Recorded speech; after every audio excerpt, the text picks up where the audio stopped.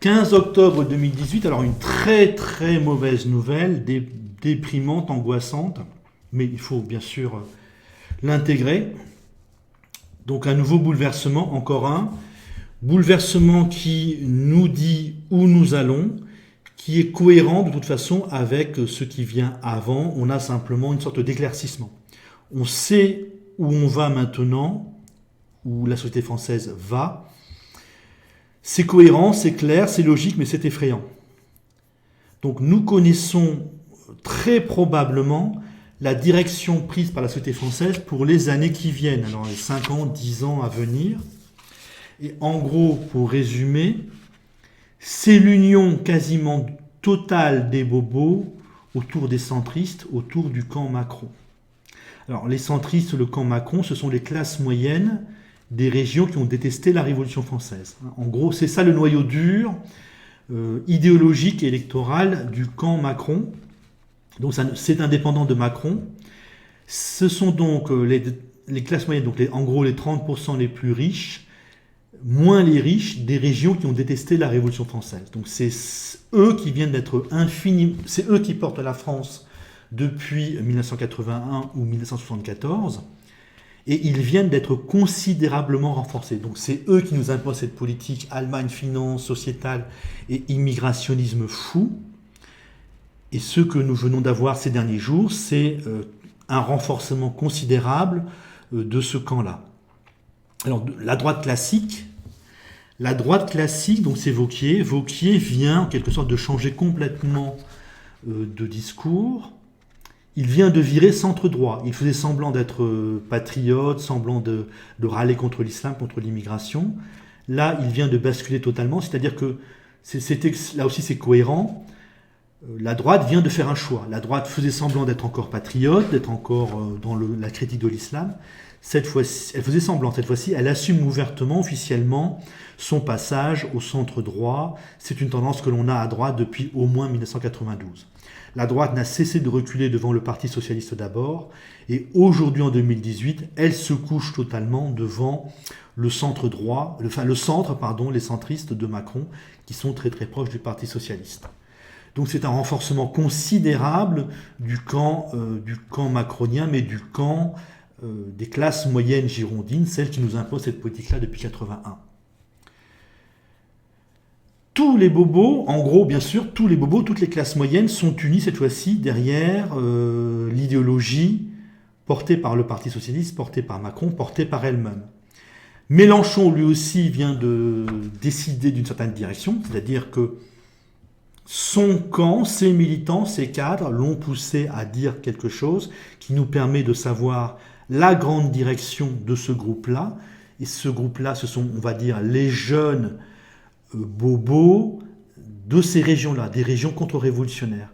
Macron a été élu par les vieux bobos, pourrions-nous dire, les bobos relativement âgés ou aisés des régions contre-révolutionnaires, et Mélenchon, lui, a été plutôt élu par les jeunes bobos des régions contre-révolutionnaires. Donc c'est les mêmes régions. Et Mélenchon a fait plusieurs discours d'encouragement à l'immigration. Alors encourager l'immigration, ça veut tout simplement dire on veut que rien ne change, on méprise les ouvriers et les employés, on reste pro-allemand, on veut continuer la même politique. Ça veut dire que les jeunes de ces régions-là, des régions les plus dynamiques, de ces régions qui nous ont donné le PS, puis maintenant les centristes de Macron, renoncent, ces jeunes bobos de gauche, renoncent à changer les choses et vont même soutenir le système actuel. Vous avez donc cette double alliance qui rejoint les centristes, les classes moyennes du bassin parisien, donc la droite, et les jeunes gauchistes qui finalement se rallient à Macron. Ils ne le font pas ouvertement, mais en refusant de mettre le travail, les ouvriers, les employés en tête, donc ils nous disent on continue comme ça, on soutient le système en réalité.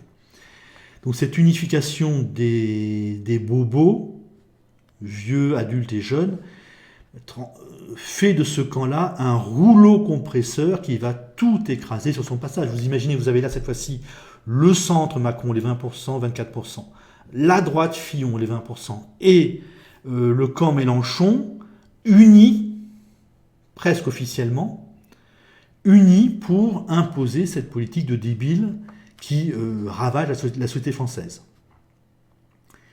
Ils auront deux types d'ennemis, les ouvriers et les employés, les Français pauvres qui refuseront d'être de plus en plus pauvres ou de vivre de plus en plus mal, et tous ceux qui vont penser autrement, les bobos qui vont penser autrement en quelque sorte. Tous ceux qui vont penser autrement, tous ceux qui voudront autre chose, et dès que ces gens-là seront assez puissants, je pense à la droite hors les murs, ils vont se faire insulter, ils subiront un acharnement gigantesque. C'est une évolution normale. Alors je vous rappelle comment ça s'est passé. Avant-hier, nous avions le Parti socialiste contre la droite. Alors le Parti socialiste, c'était une partie des cadres et une partie des ouvriers des régions qui avaient détesté la Révolution française. Et la droite, c'était les cadres, plus les retraités, des régions qui, elles, ont porté la Révolution française. Vous aviez de l'opposition réelle, même si on a bien vu que ça diminuait sans arrêt. Et au fond, maintenant, on a vu que cette opposition entre la droite et le PS ne cessait de diminuer. Et maintenant, on a la conclusion logique, on a la fusion.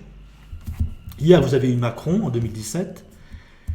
Donc ce sont les cadres des régions qui ont détesté la Révolution française qui ont constitué le noyau dur de Macron. Et la droite et les électeurs de Mélenchon se sont alliés à Macron au second tour. Et aujourd'hui, donc au moment où je fais la vidéo, en octobre 2018, vous avez quasiment la même alliance, mais cette fois-ci presque dès le premier tour. La droite ne fait plus semblant de s'opposer à Macron en quelque sorte. Et les jeunes de chez Mélenchon vont être toujours dans le fanatisme, l'hystérie, mais dans un prolongement, dans une exagération de Macron. Un fanatisme immigrationniste, par exemple. Donc on a ce camp uni, c'est absolument effrayant. Tous les bobos français, en quelque sorte, sont unis pour la même politique, et une politique qui nous mène à la catastrophe. Si nous étions gouvernés par la droite, alors la droite, ce sont les classes moyennes des régions qui ont porté la Révolution française. En gros, la droite a sa zone de force principale, ici dans le bassin parisien. Macron, le PS, c'est l'ouest, c'est le sud-ouest, avec des restes ici autour de Lyon. Donc en gros, ce sont les régions qui ont refusé la Révolution française. L'Alsace et le Nord, pour des raisons historiques, sont moins dans ce schéma-là. Donc la droite, c'est quand même une mentalité d'égalité et de liberté. Elle aime l'argent, bien sûr. L'égalité, c'est aujourd'hui la fraternité avec l'Allemagne, et la liberté, c'est l'irresponsabilité. C'est le je fais n'importe quoi. Donc la droite, les juges de droite pouvaient discuter avec des juges gauchistes ou centristes, ils les voyaient. Donc la droite pouvait discuter avec les classes moyennes des régions girondines, pouvait entrer en interaction au niveau politique, au niveau des hautes instances du pays. Par exemple, les enseignants, les dirigeants des enseignants devaient être des deux régions, des régions de droite et régions contre-révolutionnaires. Et les gens de droite étaient liés aux ouvriers, aux employés de leur propre région, pouvaient discuter avec eux.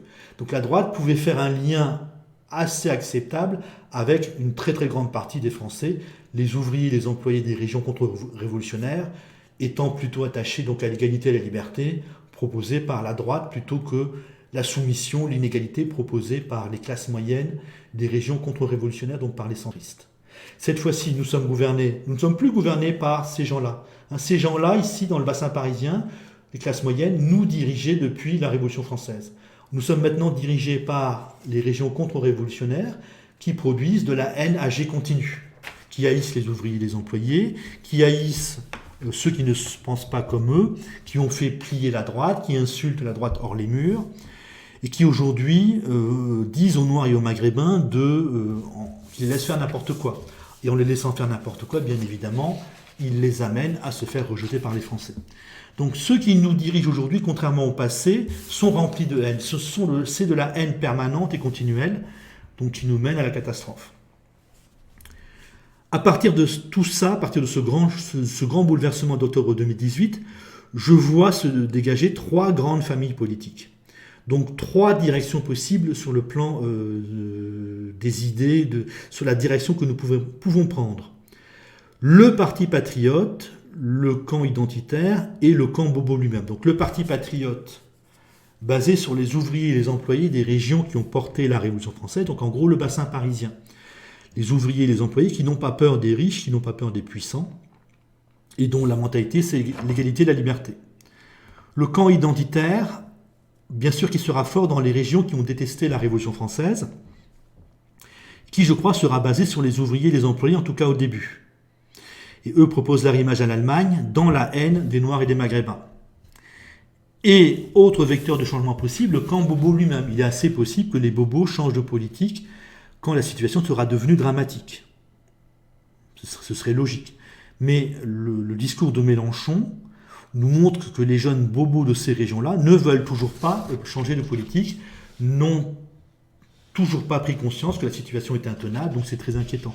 Ces gens-là semblent devoir bloquer le changement le plus longtemps possible. Donc si la droite, c'est-à-dire les cadres du bassin parisien ne se réveillent pas, nous allons donc avoir toujours plus de chômage, de pauvreté, de précarité, probablement d'immigrationnisme pendant un certain temps, avec les conséquences de l'islam radical, de la violence, du communautarisme. Et au bout d'un moment, quand la situation sera devenue beaucoup plus grave, la majorité de la population voudra que ça change et va voter pour que ça change, comme on le voit dans beaucoup de pays. Depuis mes dernières vidéos sur ces changements, vous avez eu le Québec qui a changé de politique. Vous voyez, on passe de Justin Trudeau qui fait du communautarisme obsessionnel à l'inverse quasiment. Donc ça bouge, ça se réveille. Vous avez la Bavière qui vient de voter AfD à 10%, donc tout bouge. Nous aussi nous bougerons, donc au bout d'un moment, la majorité de la population française va voter pour que ça change, et je pense bien que si ce camp bobo est toujours parfaitement uni, eh bien, ils vont instaurer une dictature. Ça me paraît assez possible. Voilà. Et une fois que la dictature sera installée, pour continuer la même politique d'écrasement des ouvriers et des employés, de refus de tout autre point de vue, eh bien, au plus tard, nous devrions assister au début d'une guerre civile. Alors je ne sais pas si tout d'un coup on aura tous les gens, ouvriers, employés ou jeunes qui veulent vivre, qui vont descendre dans la rue et balancer le camp bobo en une seule fois. C'est possible, mais je n'en sais rien. Ou alors on aura le début d'une guerre civile, je dirais, si on peut dire douce, avec un certain nombre de jeunes français qui vont commencer à tuer. Je ne veux pas le dire pour éviter la censure, donc ils vont commencer à tuer ceux qu'ils vont considérer comme les ennemis du peuple français. Alors, ce ne sera pas la même chose selon nos deux régions. Les patriotes vont commencer probablement à tuer un certain type de personnes, et les identitaires, donc les gens des régions contre-révolutionnaires, devraient tuer en partie un autre type de personnes. Donc je suis très pessimiste finalement. Là, ce qui vient de se passer, cette grande alliance des bobos, me rend extrêmement pessimiste. Donc on est sûr qu'on va continuer la même politique encore pendant quelques années de plus. Macron n'est quasiment qu'un mauvais casting. L'important n'est pas Macron, mais le groupe qui le porte. C'était le groupe des classes moyennes des régions qui ont refusé la Révolution française. Cette fois-ci, tous les bobos s'unissent pour soutenir la même politique. Les classes moyennes de droite, la droite en fait, rejoint les centristes, et les jeunes des régions contre-révolutionnaires, les jeunes bobos des régions contre-révolutionnaires, en fait, veulent accentuer cette politique, n'ont aucune envie de changer les choses. Donc je suis extrêmement pessimiste. L'avenir, c'est toujours plus de pauvreté et de souffrance. Au bout d'un moment, ils vont supprimer la démocratie, et puis encore après, ce sera le début de la guerre civile dans une dictature. Dictature dont le projet ce sera ramper devant l'Allemagne, ramper devant la finance ou devant les riches, faire du sociétal peut-être n'importe quoi, probablement n'importe quoi, et pendant un moment vénérer les Noirs et les Maghrébins, les laisser tout faire, et quelques années plus tard, commencer à haïr tous les Noirs et les Maghrébins. Voilà le projet porté par les électeurs de Macron, ou le noyau dur des électeurs de Macron, qui vient d'être renforcé par la droite et par les jeunes de ces régions-là, les jeunes bobos de ces régions-là.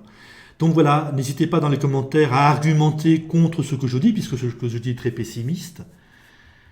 Argumentaire de la qualité, je veux de la qualité, je veux de la courtoisie.